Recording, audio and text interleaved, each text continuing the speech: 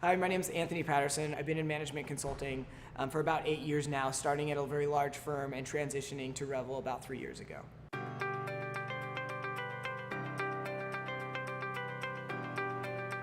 Hi, my name is Ora Cook, and I actually grew up in industry, specifically the retail industry, and then I moved over to strategy in retail. Then I moved over into consulting, so I've been doing management consulting for about 5 years now. So when I was looking around, wanted to kind of transition outside of Big Four consulting, I knew that I wanted to stay in consulting because I like the client interaction, I like coming in, solving problems, seeing something from a different lens, and really bringing that outsider point of view. And one of the recruiters from Revel reached out to me, and so I was brought in for an interview loop. And what really struck me was just the word passion, and it just was really eye-opening that that's what Revel is about. I can bring the skills that I have from a larger company to a smaller company that's growing, and I can help shape something as opposed to having it shape me. I was introduced to Revel when I was doing consulting for a different firm, and I had the opportunity to work with some of the Revel consultants, and specifically one of the leaders here at Revel. And what struck me first off is that at Revel they actually were considering, from a human-centered point, why different people might go into consulting. And so I realized that Revel was not only like teaching human-centered to their clients, but they were also using it for themselves. The only reason why I came back to consulting was because of Revel. My goals and what I wanted to do as far as my passions could be realized at Revel.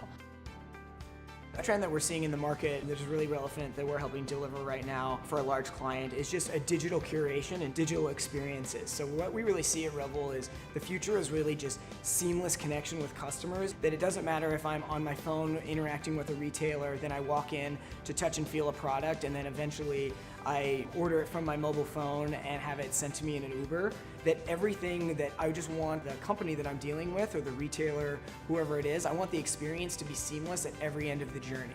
We're helping a company now do test and learning and adopt some of the retail outlets, so that way the digital content that they're creating on their website, that they can have a digital takeaway and take that same experience and have that curated in the store. So that way they can say, you know, I saw this on the website, and actually sharing that experience of what they saw on the website is the same content they're seeing in the store, and vice versa.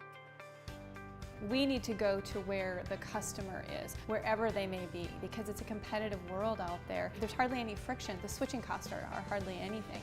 So they expect us to be part of their everyday life. This ubiquitous thinking and thinking about where the customer is at, from the customer point of view, from that very human-centered point of view.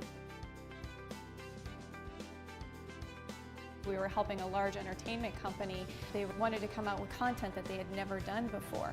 And so they were struggling. There was some internal conflict in the right way to do it, exactly what was the potential forecast for this. And so we did a market assessment. We helped them see it from their customer point of view and what their customer would be experiencing through their different daily life, and how this content was completely different from the customer experience than the content that they were used to receiving from this entertainment company.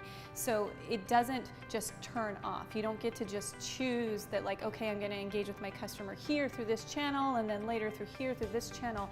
From them, there is no difference. There is no turning it off. It's always on. It's on demand. It's when I want it. It's how I want it. At Revel, even though we're working across multiple different industries and working on some very complicated technical and digital challenges, it's really about the people.